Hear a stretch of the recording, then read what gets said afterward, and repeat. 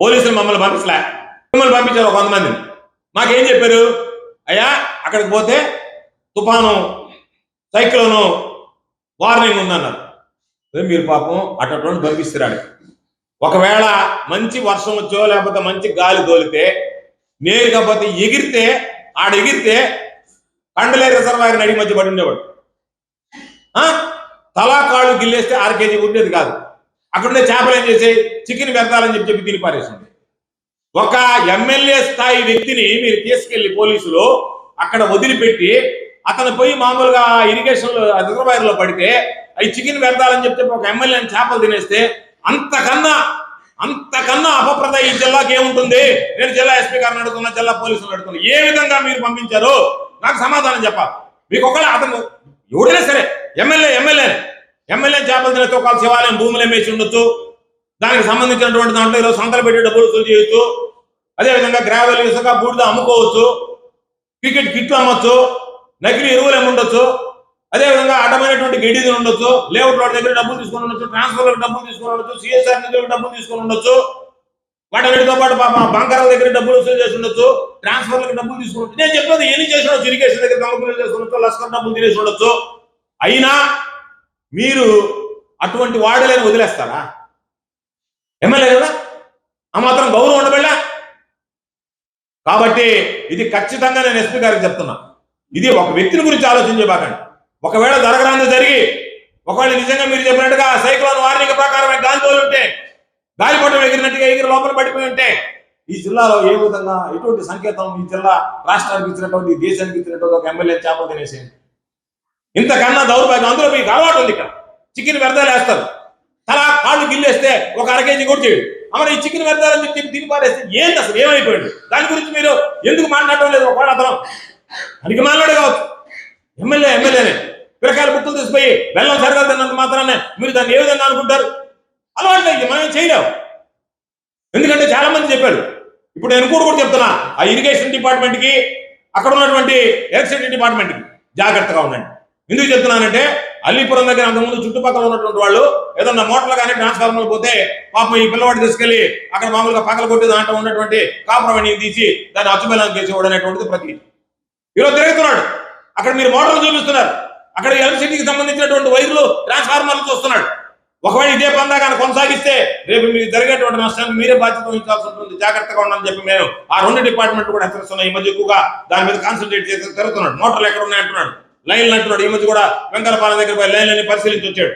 కాబట్టి మీరు ఆ పనుల విషయంలో జాగ్రత్తగా ఉండండి. లేకపోతే మీకు జరిగేటువంటి నష్టం రేపు ఏ విధంగా ఉంటుంది అనేటువంటిది ఒక్కసారి మీరు ఊహించుకోండి. ఈ జిల్లాకు జరిగేటువంటి నష్టం, రైతులు ఎన్ని ఇబ్బందులు పడాల్సి వస్తుందో ఒక్కసారి మీరు గ్రహించాలని చెప్పి నేను మిమ్మల్ని అందరూ కోరుతున్నాను. అందుకనే మీకు ఎన్నిసార్లు చెప్పినా కూడా అతను తెలీదు, కొత్త కాలువ దగ్గర కింగ్ లాగా బతికినాడు అట్టే అని చెప్పి పోతాడు. అక్కడ కూడా కొత్త కాలువ సెంటర్లకు పోయినట్టుగా రిజర్వాయర్ దగ్గరికి, కొత్త కాలువ రిజర్వాయర్కి తేడా తెలియకుండా పోతాం. నీళ్ళే కదా అనుకుంటున్నాడు. కాదు, తేడా ఉంది, రిజర్వాయర్ లో తేడా ఉంది, కొత్త కాలువ దగ్గర తేడా ఉంది. కాబట్టి నేను కొత్త కాలువ కింగిని కదా అని చెప్పి ఎగరేసుకుంటా అందరం తీసుకొని ఆడకపోతే వీళ్ళందరూ ఎగబెట్టి చూశారు. ఆ గూడెం ఎమ్మెల్యే మాట్లాడు, నాకేంది ఇది పండగ పూట కూడా? పండగ పూట ఏం చేస్తాం సునీల్? శనిగాడు ఇంటికి రాకూడదు అనుకుంటాం, శనిగాడు మీ వెంటనే జరుగుతా ఉంటే మీకు పండుగ ఏంది? మీరు లాజిక్ మిస్ అయ్యి మీరు మా మీద బాధపడతారేంది? మాకేం పండగ లేదా? మేము పండగ చేసుకునేదానికి లేదా? కనీసం పండగ కూడా చేసుకోలేకపోతున్నాం అంటే శనిగాడు 6 ఏళ్ళు అడుగు పెట్టం కాదు, శనిగాడు నిష్ట తిరుగుతున్నాం. మీ వెంటనే పాదం పోతున్నాడు, మీ తోట తిరుగుతున్నాడు. తప్పదు మీకు. మీరు అట్టప్పుడు మీరు దూరంగా ఉండాలి, వాడు దూరం చేసుకోవాలనేటువంటి తప్ప శనేశ్వరుడు మీ దగ్గర చేరితే, చెంతలు చేరితే ఇంటికి వస్తేనే అరిష్టం అనుకుంటే మీ వెంటనే తిరుగుతా ఉంటే నేను దానికి సంబంధించి మీరు బాధపడి మా మీద బాధపడే లాభం కాదు కదా. మీరు మా మీద బాధపడలేదు కదా. కాకపోతే తెలుగుదేశం పార్టీకి ఏంటంటే పాపం రామారావు బోళాబాయి మనిషి లక్ష్మీపార్వతి వాళ్ళ ఇద్దరిని ఇంటికి తీసుకెళ్లి వాళ్ళ కాళ్ళు బిసుకి కాళ్ళ మీద పడి మీరు టికెట్ ఇస్తానంటే తప్ప నేను లేను అని అంటే పాపం వాళ్ళు ఏదో కరుణించి నేను టికెట్ ఇస్తానంటే అంతకన్నా గతిమాలలో లేడని చెప్పి అటువంటి ఎన్నిసార్లు ఓడిపోయినా సరే ఏదో మన గాలిలో గెలిచాడు అటువంటి వాడికి టికెట్. అంతకన్నా మీకు గతి మోక్షం లేకపోయి మీ పార్టీకి, అంతకన్నా మాట్లాడేవాడు లేకపోయా జిల్లాలకు సంబంధించినటువంటి ఇరిగేషన్ లేదు. మీరే చెప్పండి. ఇంటర్మీడియట్ చూసి రాయలేక ఫెయిల్ అయినటువంటి వాడా చార్జ్ పెట్టి మీకు ఎక్స్ప్లెయిన్ చేసేది అంత పరిస్థితికి మీరు దిగజారిపోయారా? ఎవడున్నా ఒక ఇరిగేషన్ చదువుకున్నటువంటి వాడిని, ఎక్స్పర్ట్ని, రిటైర్డ్ అయినటువంటి వాడిని తీసుకొచ్చి పెట్టుకోకుండా మీ ఇష్ట ప్రకారం మీరు మాట్లాడతా.